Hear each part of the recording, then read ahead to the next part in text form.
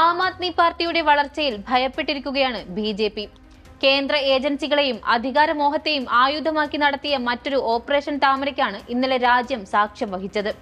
മനീഷ് സിസോദിയെയും സത്യേന്ദർ ജെയിനിനെയും ജയിലിലടച്ചിട്ടും തളരാത്ത ആപ്പിനെ തകർക്കാനുള്ള ശ്രമമായാണ് ഇതിനെ കാണേണ്ടത്. ഇപ്പോൾ പാർട്ടിയുടെ എംപിമാരെ ഭയപ്പെടുത്തിയും പ്രലോഭിപ്പിച്ചും കൂടെ കൂട്ടിയിരിക്കുകയാണ് ബി.ജെ.പി. എന്നതാണ് വസ്തുത.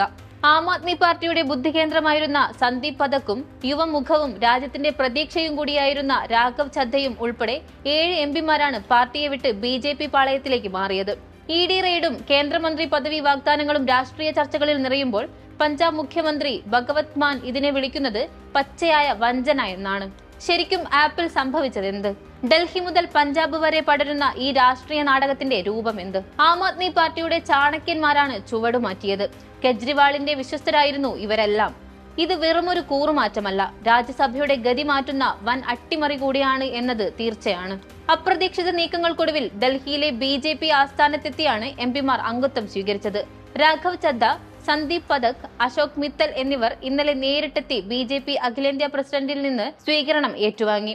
ഹർഭജൻ സിംഗ്, സ്വാതി മലിവാൾ, വിക്രം സാഹ്നി, രജീന്ദർ ഗുപ്ത എന്നിവർ വരും ദിവസങ്ങളിൽ ഔദ്യോഗികമായി ബി.ജെ.പിയിൽ ചേരും. ഇതോടെ രാജ്യസഭയിൽ ബി.ജെ.പിയുടെ അംഗത്വം 106-ൽ നിന്ന് 113-ആയി ഉയർന്നു.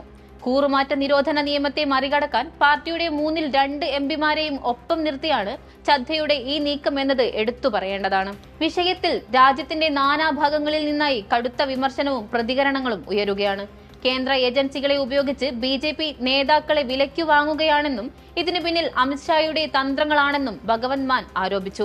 രാഘവ് ചദ്ദയ്ക്ക് കേന്ദ്രമന്ത്രി സ്ഥാനം വാഗ്ദാനം ചെയ്തിട്ടുണ്ടെന്നും അദ്ദേഹം വെളിപ്പെടുത്തി.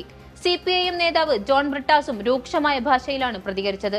അശോക് മിത്തലിന്റെ വസതിയിൽ ഇ.ഡി. റെയ്ഡ് നടന്ന് ദിവസങ്ങൾക്കുള്ളിലാണ് ഈ മാറ്റമെന്നത് ജനാധിപത്യത്തിന് കളങ്കമാണെന്ന് അദ്ദേഹം പരിഹസിച്ചു. 2024 മുതൽ കെജ്രിവാളുമായി അകൽച്ചയിലായിരുന്ന രാഘവ് ചദ്ദയാണ് ഈ ഓപ്പറേഷന് ചുക്കാൻ പിടിച്ചതെന്നാണ് പുറത്തുവരുന്ന സൂചന.